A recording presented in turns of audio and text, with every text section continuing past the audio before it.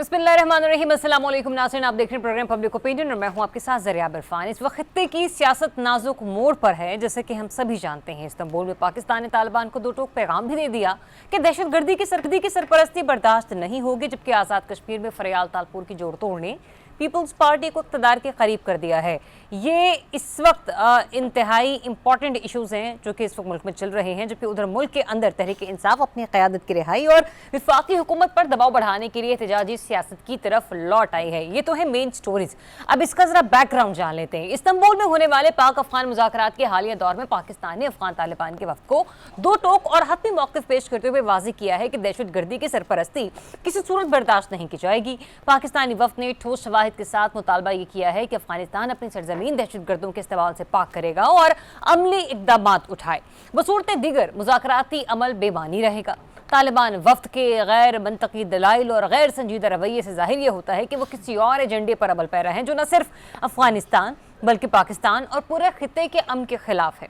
दूसरी जानिब तुर्की और कतर के सालसी जारी है। ये अमल उस वक्त नाजुक मरहले में दाखिल हो चुका है जबकि अमरीकी सदर डोनाल्ड ट्रंप ने भी पाक अफगान तनाज़े के हल में दिलचस्पी जाहिर करते हुए दोनों ममालिक की क़यादत पर एतमाद का इजहार किया है। इसके अलावा आज़ाद कश्मीर का सियासी मंजरनामा ये अक्सर बदल गया है और पाकिस्तान पीपल्स पार्टी ने इक़्तिदार के दौर में सबको पीछे छोड़ते हुए हुकूमत साजी के लिए मतलूबा अक्सरियत हासिल कर ली है। तहरीक इंसाफ के फॉरवर्ड ब्लॉक के 9 वज़रा ने फरियाल तालपुर और चौधरी रियाज से मुलाकात के बाद पीपल्स पार्टी में शमूलियत का बाज़ाब्ता तौर पर ऐलान कर दिया है, जिसके साथ पीपल्स पार्टी के रकीन असम्बली की तादाद 27 तक जा पहुंची है, जिसके बाद सियासी मंजरनामा ये अक्सर बदल गया है। फरियाल तालपुर साहिबा का सियासी जोड़ तोड़ एक बार फिर कामयाब रहा, जबकि मुस्लिम लीग नून के गैर जानिबदार रवैये ने पीपल्स पार्टी के लिए राहें मजीद हमवार कर दी हैं। दूसरी जानिब पाकिस्तान तहरीक इंसाफ एक बार फिर एहतजाजी सियासत के मोड़ पर आन खड़ी है और बानी PTI से KP वज़ीर आला की मुलाकात न होने की वजह से काबीना की तश्कील ताहाल नहीं हो सकी है। पार्टी क़यादत की रिहाई और विफाकी हुकूमत पर दबाव बढ़ाने के लिए बड़े एहतजाज की तैयारियां जारी हैं, जबकि KP में वज़ीर आला सुहेल आफरीदी के ज़रिए क़यादत सरगर्मियां तेज़ हो चुकी हैं, जहां अमन, जिरगों, जलसों और अवामी राब्ता मुहिम के जरिए बानी PTI की रिहाई को अवामी नारा बनाने की कोशिश की जा रही है। ताहम दीगर सूबों में सूरत हाल मुख्तलिफ है, जहाँ क़यादत एहतजाजी तैयारियों के बजाय मीडिया पर इन्हिसार किए हुए हैं। माहिरीन ये बता रहे हैं कि अगर PTI ने इस बार भी ज़मीनी हक़ाइक़ को नज़रअंदाज किया तो ये एहतजाज न सिर्फ बेअसर साबित हो सकता है बल्कि पख्तूनख्वा की हुकूमत के लिए सियासी खतरा भी बन सकता है। हमारे माहिरीन क्या कह रहे हैं उनसे जान लेते हैं। रिजवान रजी साहब, इसाराना साहब मेरे साथ मौजूद हैं। रजी साहब, पाकिस्तान का दो टोक मौक़िफ़ मुज़ाकरात हो रहे हैं, लेकिन अफगान तालिबान की तरफ से दहशतगर्दों की सरपरस्ती जो है उसकी नामंजूरी का नारा भी पाकिस्तान बुलंद कर चुका है।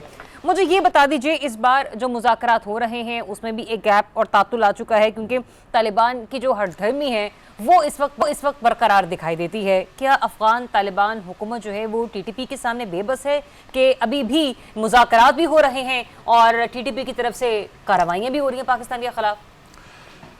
जी, और रोज़ाना की बुनियाद के ऊपर वहाँ से आने वाली तश्कीलें जो हैं वो उनको ख़त्म भी किया जा रहा है। अभी कल की खबर थी कि 25 के करीब का एक गिरोह जो है उसने पाकिस्तान में घुसने की कोशिश की है और उसको भी जो है वो इनकाउंटर किया गया है, न्यूट्रलाइज़ किया गया है। बुनियादी तौर पे पाकिस्तान और अफ़गान के दरमियान डिस्कशन की, मुबाहिसों की, मुज़ाकरात की एक तारीख़ रही है।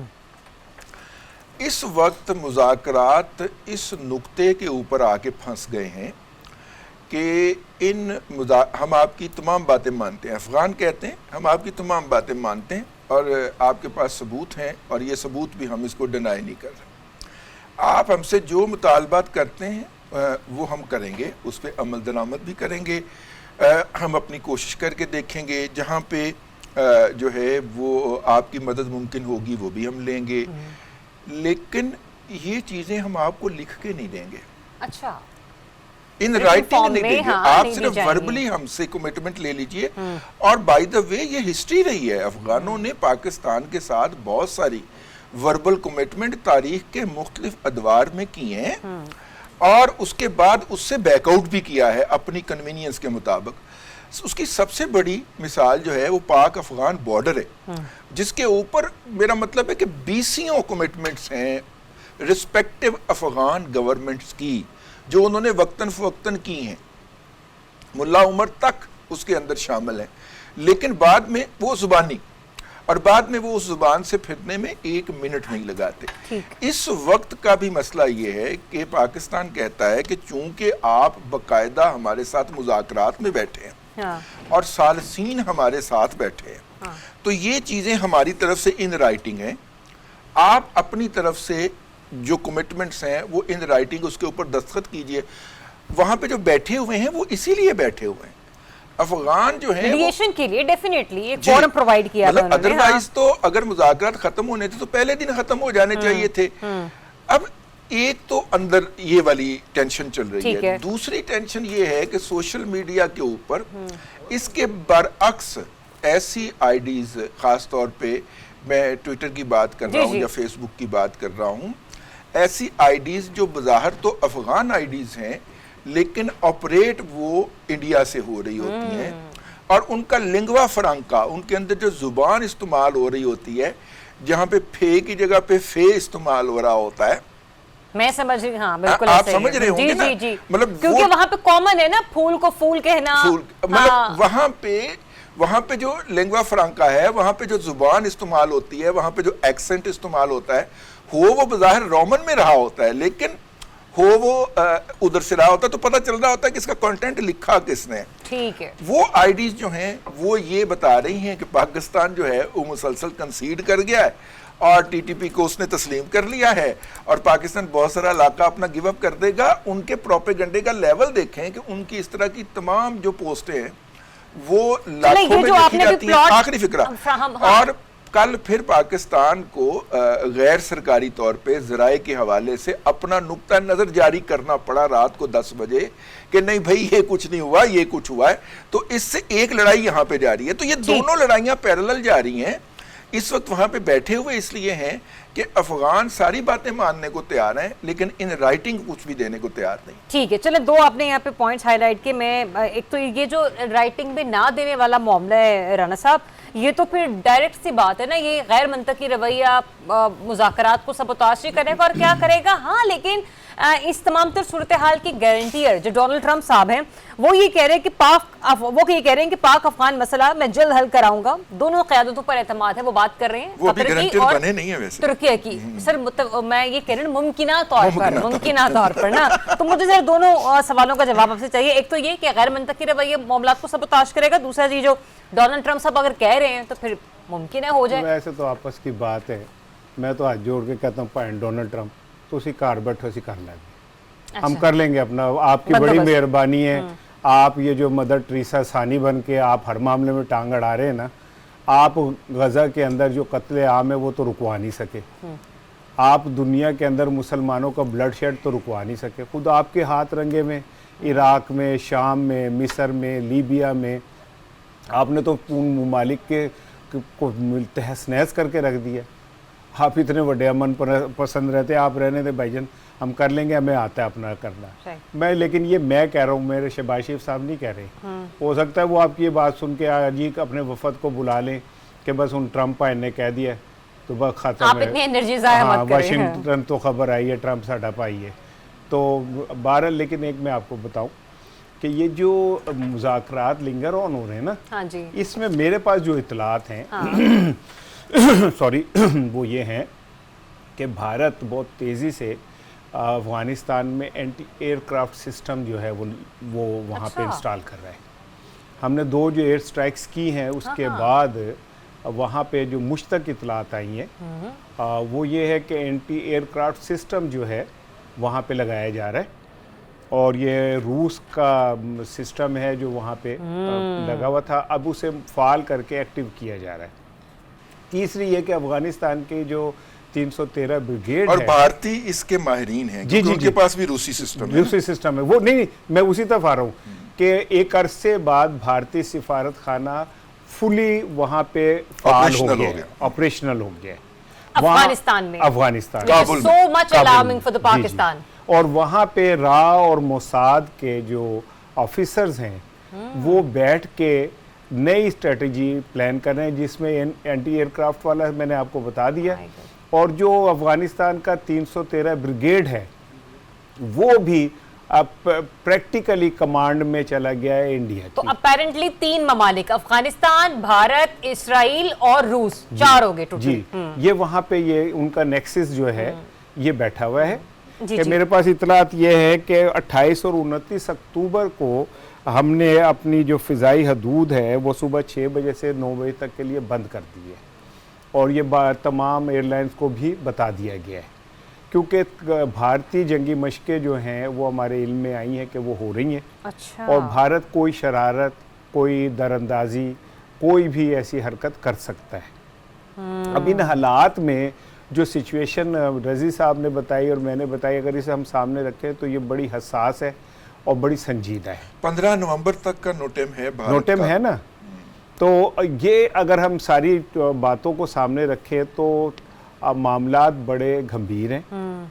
पाकिस्तान, मेरी पर्सनली दरख्वास्त है और थ्रू रज़ी के दरख्वास्त है, क्योंकि रज़ी का डाकखाना ज़रा करीब है इनके, कि भाई हमें जज्बात से निकल कर हमें होश के साथ इस मामले को देखना है। अच्छा, एक मिनट रज़ी साहब, सॉरी राना साहब, आपने कहा ना हमें जज्बात से निकलकर होश के साथ। सर, जज्बात तो तब हो जब हम फाइटिंग कर रहे हो, होशमंदी में हम मुज़ाकरात ही कर रहे हैं, लेकिन सामने से अगर रिस्पॉन्स आपको संजीदगी से ना मिले तब हमारा डिबेटल क्या होना मैं चाहिए? जज्बात की ये कह रहा हूँ कि जो 3 साल में हमने अफगानियों को दूर किया, अफगान हुकूमत को ठीक खुद है, से, आपका इशारा उस तरफ है। ठीक है ना, वो हमारे करीब थे, हमारे बच्चे थे, बालके थे हमारे, और हमें चाय बना बना के पेश कर रहे थे।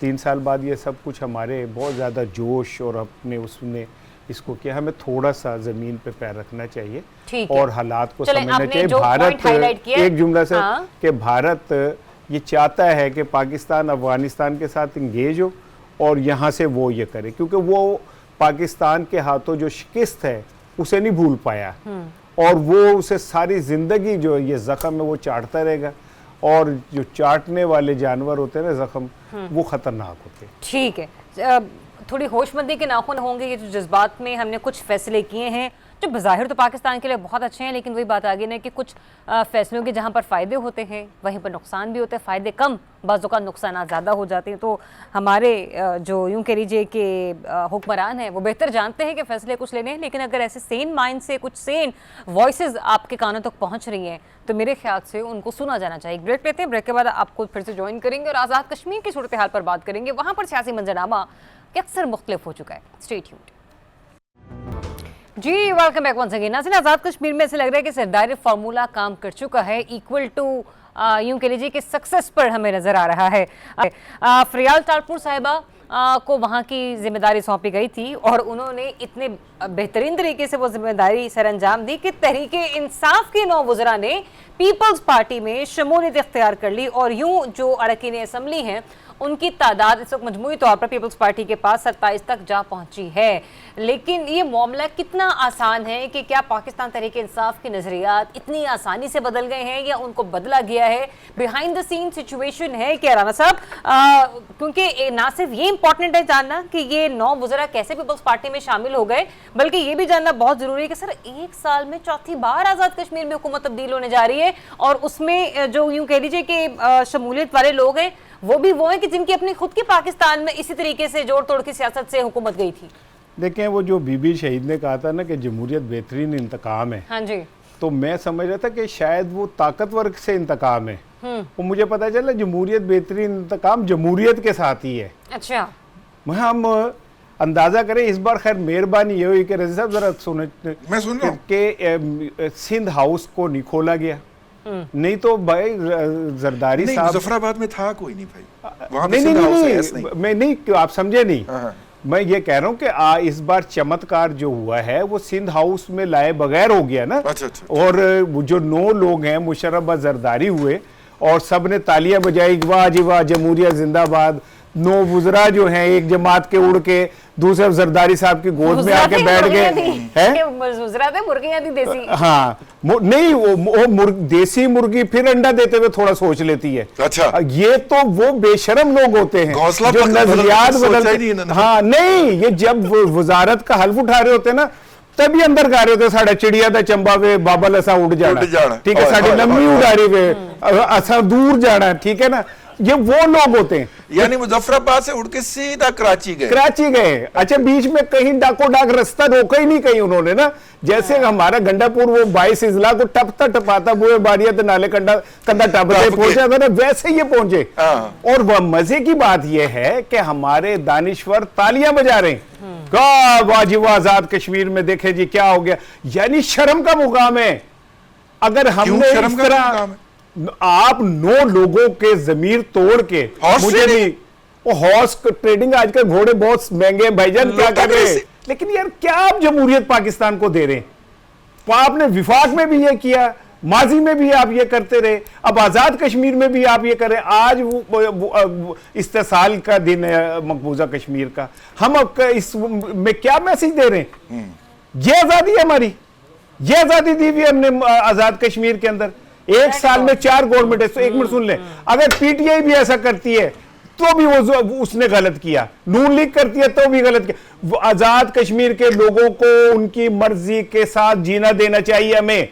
ये क्या तरीका हुआ कि अगर विफाक में हुकूमत बदलेगी तो फिर आजाद कश्मीर में भी हुकूमत बदलेगी। भाई ये को हमने को कसम खा दी है। क्यों नहीं बर्दाश्त करते हम इस बात को कि जनाब अगर विफाक में हुकूमत नून लीग की है तो वहां पीटीआई की हो सकती है, या पीटीआई की हुकूमत विफाक में तो वहां पे नून लीग की हो सकती है। फिर आप तो जमहूरियत के बड़े चैंपियन बनते हैं। Exactly. ये सुन रहे हैं, आजाद कश्मीर तो फिर नहीं रजी जो है ना, ये इसको बुला के वो मतलब कैमरा लगा के रिकॉर्ड करा के और माजरत करवा के तालियां बजवा सकते हैं। बड़ा कारनामा आपने अंजाम दिया एक सहाफी के साथ ये करके। आप कब माफी मांगेंगे कौम से?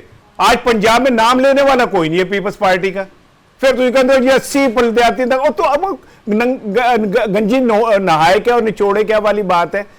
आपने कहीं पे भी, और रजी 1 मिनट तुम्हारा ले रहा हूं भाई, आई एम सॉरी, आप भाईजान माफ कीजिएगा, ठीक है। गालियां सारी दें शहबाज शरीफ को पड़ती हैं, बुराइयां सारी शहबाज शरीफ की। केपी बलूचिस्तान आपके पास है, सेनेट आपके पास, डिप्टी स्पीकर आपके पास, सदर आप, आजाद कश्मीर आपके पास, सिंध आपके पास, केपीके का गवर्नर आपके पास, होते नून लीग वाले जो है ना मासूम काके मुन्ने हैं इनके पास। हाँ, अदरवाइज सबसे बड़े स्टेक होल्डर तो पीपल्स पार्टी है, बड़ी जमहूरियत की चैंपियन देख लो, सारा कुछ किया हुआ है। और उसके आगे मेरे बच्चे, वो साइकिल है उनके पास रजी साहब, तो वो मेरा बेटा कहता है छोटी बहन हमारे बच्चों के पास साइकिल ही होगी। हाँ जी, और क्या होगी। हम वो बेटा कहता है मेरे आप दोनों तो कोई ना कोई पार्टी को ज्वाइन कर लेते। ठीक है, हमारा गरीब पार्टी हमारी है, वैसी बात है, भूखा पार्टी हमारी है। मेरा बेटा मेरी बेटी से कहता है साइकिल पे क्या मैं तेन चक्कर दिलावा, कहते अड़ी जरदारी तू रहंदा नहीं, मैंने चक्कर देगा। तो भाई अगर आपने कौम को ऐसे ही चक्कर देने तो देते रहे भाई, मैं क्या कह सकता। जी रजी साहब, सिचुएशन तो बता दी है राना साहब ने कि ये नून लीग के मुरगे, सॉरी ये पीपल्स पार्टी में पीटीआई के मुरगे गए कैसे। अब आप मुझे ये बता दीजिए, ये इसलिए भी हो सका मुमकिन बासानी पीपल्स पार्टी के लिए सिचुएशन को आइडियलाइज करना, क्योंकि नून लीग जो थी ना उसे गैर जानिबदार रहना पड़ा और इसीलिए उनके लिए स्पेस क्रिएट हो गई। देखिए, नून लीग का गैर जानिबदार रहना एक उसका अपना फैसला है, और मेरा ख्याल ये है कि हमें इसमें कतन कंजूसी से काम नहीं लेना चाहिए, इसमें उनको अप्रिशिएट भी करना चाहिए कि उन्होंने इस लोटाक्रेसी के हिस्सा बनने से इनकार कर दिया। पीपल्स पार्टी वो मखलूक है कि उसको इक़्तिदार की कहीं से भी स्मेल आ जाए तो वो 1 मिनट से पहले वहाँ पे पहुँच जाती है। अब मेरे भाई ने मेरे से पहले जो इसका रोना रोया है, बल्कि जो मातम किया है कि जमहूरियत जो है उसका तराना गाते हुए पीपल्स पार्टी जो है उसको दरमियान में सांस भी नहीं आता। लेकिन मैं क्या करूं, मेरी नज़र उन जर्नलिस्टों पे भी पड़ जाती है जो पीपल्स पार्टी के इश्क से अभी तक बाहर नहीं निकले। और आज देखिएगा, आज किसी के प्रोग्राम का ये मौजू नहीं होगा कि 9 लोटे खरीदे गए सरे आम मंडी लगा के और उनकी नुमाइश की गई कि हमारे पास असम्बली के अंदर अक्सरियत हो गई है। मुझे तो आज़ाद कश्मीर के मामलात का, सियासी मामलात का एक ही हल नज़र आता है राना साहब, वो ये है कि आप आज़ाद कश्मीर और गिलगित बल्तिस्तान के अंदर इंतखाबात जो है वो गैर जमाती बुनियाद पे करवाएं, और जब इंतखाबात मुकम्मल हो जाएं और लोग मुंतखब हो जाएं फिर उसके बाद बोलियां लगाएं उनकी, और जो पार्टी ज्यादा बोली लगा सके तो तब बड़ी आसानी से तब्दील हो जाएंगे। हाँ, आप ठीक अब देखिए ना, अब तो उसके अंदर ये आड़े आ रही है ना। अब देखिए, ये इतनी जुलाई के अंदर इलेक्शन होने हैं, जुलाई 26 के अंदर, ये 8 महीने की लानत जो है वो इसलिए कमाई जा रही है, मैं सियासी लानत की बात कर रहा हूँ, वो सियासी लानत इसलिए कमाई जा रही है क्योंकि आज़ाद कश्मीर के अंदर केयर टेकर गवर्नमेंट का कोई कॉन्सेप्ट ही नहीं है उनके आइन के अंदर। वहां पे सिटिंग गवर्नमेंट ने इलेक्शन करवाने होते हैं। अब पीपल्स पार्टी का वहां पे मुतालबा है कि सारे ओहदे जो है वो इत्तेहादियों को बांट दें, सिर्फ एक चेहरा हमारा प्राइम मिनिस्टर का हो, और दूसरा वहां का जो होम डिपार्टमेंट है जिसने इलेक्शन करवाने वाली बॉडी को मॉनिटर करना है वो हमारे पास हो। यानी वो इन 8 महीनों को नहीं देख रहे, वो अगले 5 साल के लिए भी वहां पे अपने पंजे गाड़ने और खून चूसने की बात कर रहे हैं, क्योंकि वफाक ने इतनी सहूलियात और इतने फंड्स। अच्छा, अब इसकी नौबत आई क्यों? राना साहब ऐस होने वाली गल, क्योंकि इधर से मुज़ाकरात किए हैं पीपल्स पार्टी ने कश्मीर कमेटी के साथ और फ्लड गेट खोल दिए उनके लिए, बिजली भी मुफ्त, तालीम भी मुफ्त, इंडस्ट्री को बिजली मुफ्त, सारा कुछ कराने के बाद अब चूंकि वहां पे तो आ गए हैं पैसे और वफाक से तनख्वाहों के, और वो 27 अरब जो उनकी रॉयल्टी मिलती है उसके कई गुना ज्यादा। मतलब जो बेनिफिट्स पहले गिलगित बल्तिस्तान को मिले हुए थे अब वो आजाद कश्मीर को भी ऑफर किए जा रहे हैं। गिलगित बल्तिस्तान को तो अशरे शीर भी नहीं मिला हुआ उसका जो आजाद कश्मीर को दे दिया गया है। वो तो अब इनको दिया गया। गिलगित बल्तिस्तान के अंदर तो इंडस्ट्री की जो बिजली है वो 3 रुपए फी यूनिट के ऊपर नहीं है जो आजाद कश्मीर को दे दी गई। अब जो 2 नंबर इंडस्ट्रियलिस्ट होगा वो वहां पे जाके 3 रुपए वाले यूनिट पे इंडस्ट्री लगाएगा ना। और जान की अब बात पाऊं तो सर आपको बेहतर पता है कि हमारे यहाँ जो सिगरेट की फैक्ट्री और उनके कारखाने लगते हैं वो तो माशाल्लाह लगता है आजाद कश्मीर। अल्लाह आपका भला करे, आप पहुंच गए ना वहां पे। अब मसला ये है कि अब वहां पे आ गए हैं पैसे, और पैसे कैसे वो खाए जा सकते हैं कि वहां का इक़्तिदार हमारे साथ हो, ठीक है ना। अब देखिएगा ना 7 बजे वाले प्रोग्राम में, ना 8 बजे वाले में, ना 10 बजे वाले में जो आशिकीन जमहूरियत हैं उनके मुंह से पिछले 3 दिनों से मैं ये हॉर्स ट्रेडिंग होते हुए देख रहा हूँ। मैं सोच रहा हूँ कि यार किसी व्लॉग में जिक्र कर देंगे, किसी टीवी के चैनल के किसी का जिक्र नहीं हुआ। ये भारी पत्थर मेरे भाई इसार राना को उठाना पड़ा। हमारे प्रोग्राम का टॉपिक नहीं है आज, लेकिन अभी मैं जब प्रोग्राम के लिए आ रही थी तो मेरी नजरों से एक हेडलाइन गुजरी। दोनों छोटे छोटे कमेंट दे दीजिएगा, कोशिश करेंगे कल से प्रोग्राम का हिस्सा बना ले। आपने कहा ना कि आजाद कश्मीर में तो केयर टेकर सेटअप का कोई वो है ही नहीं ना, नामोनिशान। Sir, election commission of Pakistan के हवाले से खबर आ रही है कि वो जो केयर टेकर गवर्नमेंट का टेन्योर है उसको बढ़ाने पर बातचीत हो रही है।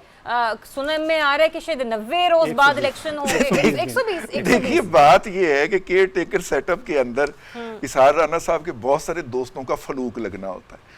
वो 5 साल मेहनत करते हैं, चापलूसी करते हैं, जसूसियां करते हैं, प्रोग्राम करते हैं, व्लॉग करते हैं कि केयर टेकर के अंदर हमें मिनिस्टर बनाया जाएगा, और फिर जब नहीं बनाया जाता तो फिर नाराज भी होते हैं, फिर ये भी कहते हैं कि एस्टेब्लिशमेंट और मरियम की जंग हो गई है, ये भी कहते हैं। मेरा मतलब है कि उन लोगों को अब 60 दिन के लिए आप जो है वो आए और फिर बाहर कर दें। 120 दिन तो होने चाहिए, 5 साल की मेहनत होती है। आने वाले केयर टेकर सेटअप में अगर आप दोनों ना हो तो मैं घरों को आके एहतजाज मैं आपको अभी लिख के दे देता हूँ, हम दोनों ने नहीं होना। एक तो मैं एक चीज करूँ कि मैं रजीज की ना बात से शदीद इख्तलाफ करता हूँ। इन्होंने जितने भी हमारे साफ़ी दोस्त केयर टेकर में आए उनकी क्रेडिबिलिटी को ख़राब कर दिया। ठीक है, मेरी नज़र में तो नजम सेठी साहब और मोहसिन नकवी साहब बहुत साफ़ी हैं बड़े, इन्होंने तो सारा कुछ ही तबाह करके रख दिया। नकवी साहब मुंतखब हो, ठीक है ना, मुंतखब हो गए। नहीं, लेकिन केयर टेकर में आए थे ना। अच्छा। तो मेरे लिए तो इन्होंने मतलब भाई मैंने नहीं आना, साफ बात है। मोहसिन भाई मेरे मोहसिन भी हैं और दोस्त भी हैं, इसलिए आप उनके दिल में मेरे लिए शकररंजी पैदा करने की साजिश ना करें। नहीं, मैं शकररंजी पैदा नहीं कर रहा, लेकिन अगर अब उनकी आपकी बात से उनके दिल में शकरगंदी पैदा हो गई है तो मैं कह नहीं सकता, ठीक है ना। दूसरी बात ये है, एक आखिरी जुमला सुन ले। ये जो अभी मेरे भाई कह रहे थे ना, नून लीग ने बहुत स्मार्ट खेला। 2 दोस्त जा रहे थे करण अर्जुन, उन्हें घड़ी मिल गई, तो करण के हाथ में घड़ी आई तो अर्जुन ने कहा यार हमारी तो मुझे लग गई। तो करण ने कहा हमारी नहीं मेरी लग गई। तो इतने में पीछे से आवाज आई चोर चोर चोर। तो करण ने कहा यार असी फड़ेगा, कहता असी नहीं फड़ेगा, तू ही फड़ेगा, ठीक है ना। तो अब जिसके हाथ में घड़ी होगी वो ही पकड़ा जाएगा, बस ये बता दूं आपको। तो अर्जुन स्मार्ट खेल गया। हाँ। ठीक है, तो हमारे न्यू कले केयर टेकर सेटअप की करण अर्जुन कौन होंगे तो आने वाला वक्त बताएगा। एक ब्रेक लेते हैं, आपको फिर से ज्वाइन करेंगे, केपी की सियासत में बातचीत होगी। Stay tuned. Welcome back once again. नाज़रीन, नौ मुंतखब वज़ीर आला सुहेल आफरीदी साहब की अभी तक तो बानी पीटीआई से मुलाकात नहीं हो सकी है और ऐसे लग रहा है कि शायद हुकूमत उन्हें मुलाकात करने भी ना दे कुछ लंबे अरसे के लिए। लेकिन जो दूसरी तरफ हम उनकी एक्टिविटीज़ देख रहे हैं वो ये कि पैदर पे उन्होंने 3 जलसे खड़का दिए हैं। अब मीनवाइल जो एक नया बयानिया मंजर आम पर आया वो ऐसे लग रहा है कि पीटीआई का नया बयानिया अदालतों में नहीं सड़कों पर इंसाफ मांगने का है और ऐसे में ये जो क़यादत की रिहाई है उसका नारा एक बार फिर से जिंदा को चला है। लेकिन क्या इस बार भी एहतजाज का मरकज़ इस्लामाबाद होगा और ऐसा अगर होगा तो क्या सुहेल आफरीदी साहब मालूम हैं कि गुज़िश्ता जो एहतजाज हुए हैं उस पर गंडापुर साहब को किन किन चीज़ों को जो है ना वो क्रॉस करके जाना पड़ा है। और फिर मीनवाइल ये भी कि क्या ये नारा अब अवामी नारा भी बन सकता है या उनकी हुकूमत जो है वो ख़तरे में आ जाएगी। रज़ीज़ साहब, मौजूदा हुकूमत तो मुलाकात भी नहीं करने दे रही इन्हें बानी पीटीआई से, तो दूसरी तरफ फिर एहतजाज जो है उससे भी लहू गरमाया जा रहा है। मुझे ये बता दीजिएगा कि क्या सुहेल आफरीदी साहब के गले पड़ सकता है उनका ये एहतजाज का बयान अगर वो ट्रैवल करते हैं टुवर्ड्स इस्लामाबाद? देखिए, सुहेल आफरीदी साहब जो हैं वो एक आध वायलेशन तो कर चुके हैं और एक आध चीज़ वो एक्सपोज कर चुके हैं। एक्सपोज उन्होंने ये किया है कि गुज़िश्ता 3 दिनों में जो उन्होंने 3 जलसे किए हैं उन जलसों के अंदर हाज़रीन की तादाद कोई इतनी ज़्यादा मुनासिब नहीं थी कि जिसकी बुनियाद के ऊपर उनके मुखालफिन या हुकूमत थ्रेटन फील करे। पहली बात तो ये, और वहाँ पे उनकी अपनी हुकूमत है, अपने वसाइल हैं और फिर वो वीडियोस भी आई कि किस तरह वो जो तालीम के ज़िम्मेदार हैं उनको उनके वज़ीर साहब जो हैं वो गालियाँ देते हुए पाए जा रहे हैं पश्तों के अंदर कि तुम्हारी वजह से जलसा कामयाब नहीं हुआ। लेकिन मैं उससे हट के, पहली बात तो ये है। दूसरी बात ये है कि एक केस है सुप्रीम कोर्ट में पीटीआई के पसंदीदा तरीन जज चीफ जस्टिस जनाब साकिब निसार साहब ने डिसाइड किया था।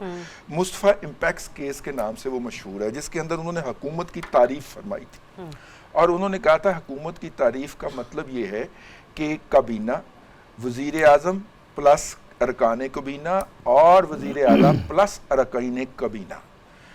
अब अगर अरकान काबीना नामजद नहीं हुए तो इसका मतलब ये है कि हुकूमत नामुकम्मल है और कोई भी फाइनेंशियल डिसीजन, कोई भी मालियाती डिसबर्समेंट जो है वो हुकूमत नहीं कर सकती।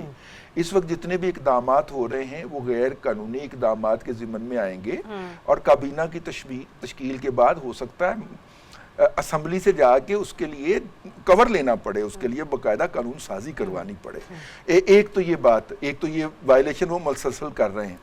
दूसरा, अगर वो करते हैं, एहतजाज करते हैं और 245 जो है उसको इन्वोक करना पड़ता है कि एक ऐसा सूबा जो इस वक्त जंग में घिरा हुआ है, जहाँ पे रोज़ाना की बुनियाद के ऊपर हमसाया मुल्क से तश्कीलात आ रही हैं, 24-25 से दहशत गर्द मारे जा रहे हैं, 2-3 हमलावर पकड़े जा रहे हैं और एक आध उनमें से कभी कभार फट भी जाता है और हमारा जो है वो एसपी और डीएसपी लेवल के 2 अफसरान को शहीद कर जाता है या 8-8, 10-10 जवान हमारे शहीद होते हैं, पाए जा रहे हैं। ऐसे सूबे के अंदर अगर आप इस तरह की एहतजाज कारी की कोशिश करेंगे तो 246 जो है वो प्रेसिडेंट के लिए रिवोक करना कि सूबाई हुकूमत अपनी आइनी सरगर्मियां अंजाम देने में नाकाम हो गई है, वो आसान हो जाएगा। और ये बात जहन में रखिएगा कि प्रेसिडेंट वही हैं जिन्होंने ताज़ा तरीन शिकार जो है वो आज़ाद कश्मीर हुकूमत का किया है, उस मीटिंग की सदारत की है जिसके अंदर आज़ाद कश्मीर में हुकूमत पीपल्स पार्टी के लिए छीनने का फैसला हुआ था। प्रेसिडेंट वही हैं।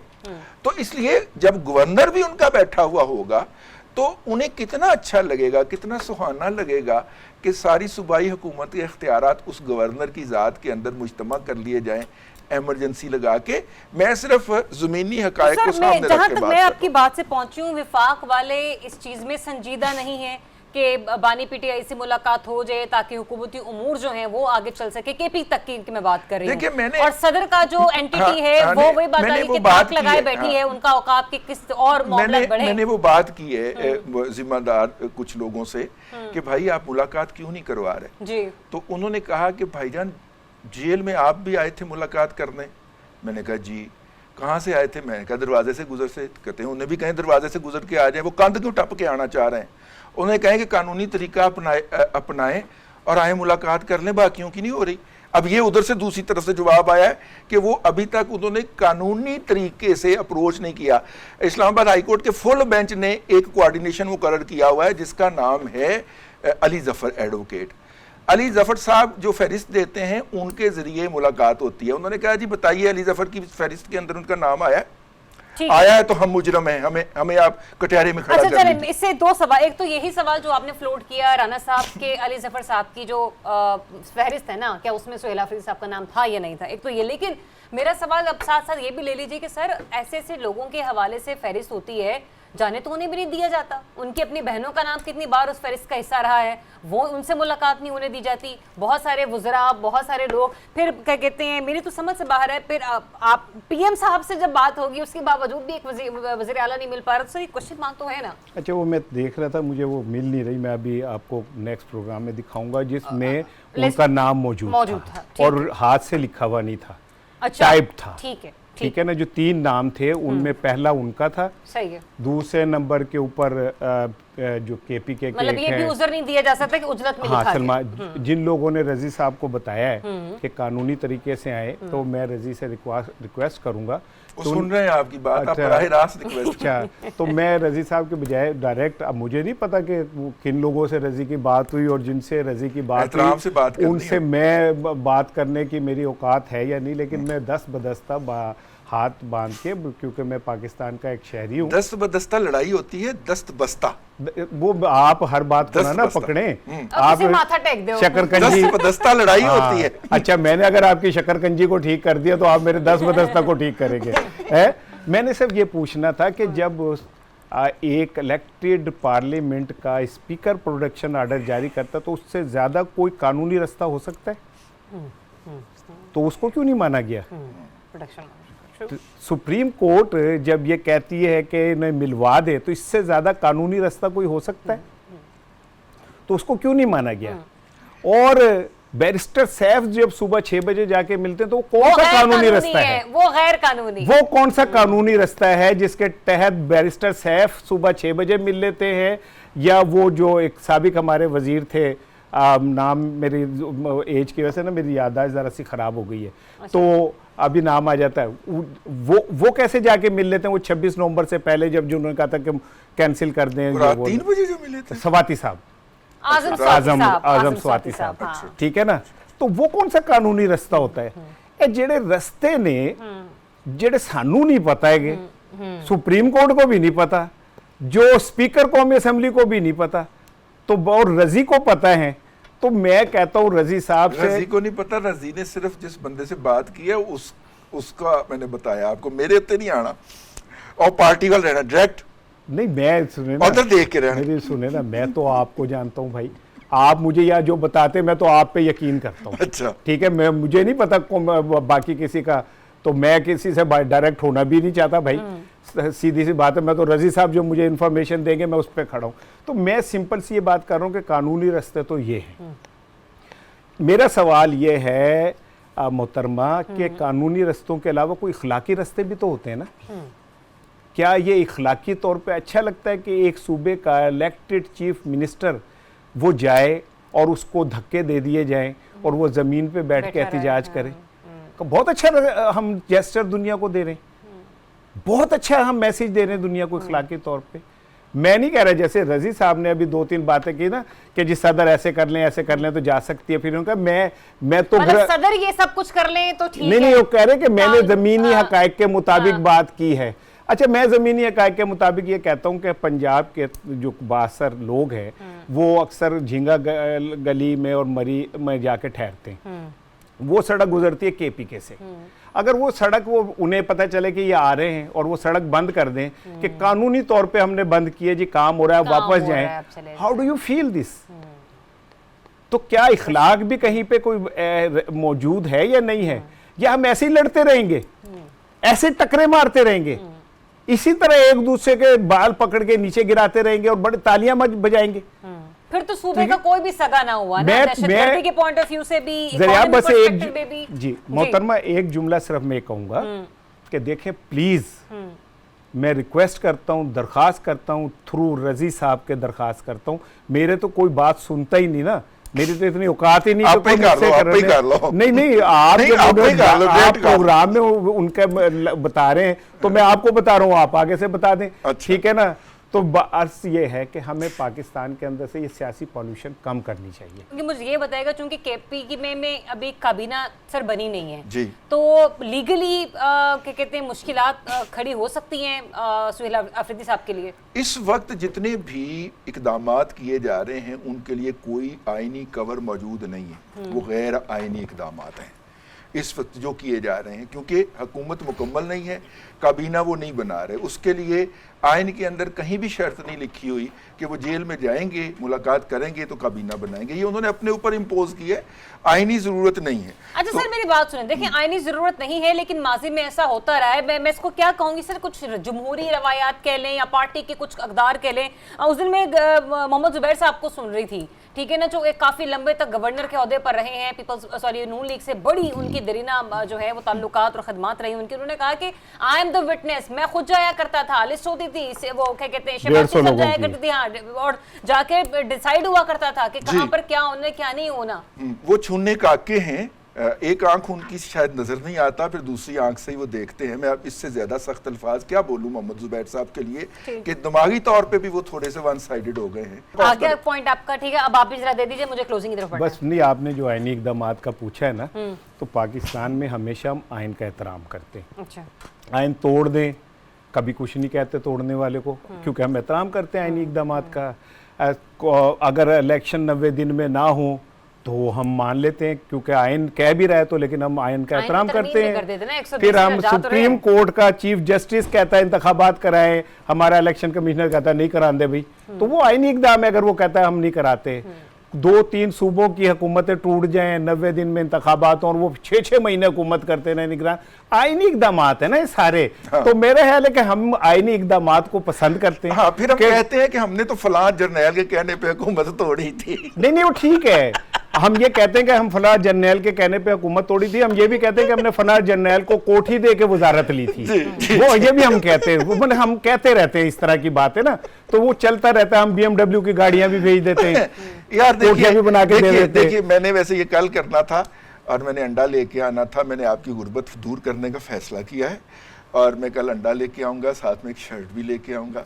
वो शर्ट मैं आपको दूंगा, आप पहनिएगा, फिर मैं उस पर अंडा मारूंगा और वो शर्ट 50 लाख में बिक जाएगी।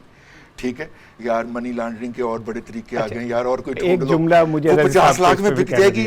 मैं राणा साहब 2-4 शर्टें मार के राणा साहब का कोई 5 मरले का घर बन जाएगा। अभी तक किराए पे रह रहे हैं यार, मेरे से नहीं देखा जाता। नहीं, बिल्कुल ऐसे ही है। जिनकी गुर्बतें दूर ही ऐसी होती हैं कि एक MP आके अपनी रजिस्ट्री और सारे घर के कागजात ला के कहता है कि मियाँ साहब ये मैं आपको पेश करता हूँ, ठीक है, और ये ले, और वो फिर उसके सर पे हाथ फेर के कहते हैं थैंक यू बेटा।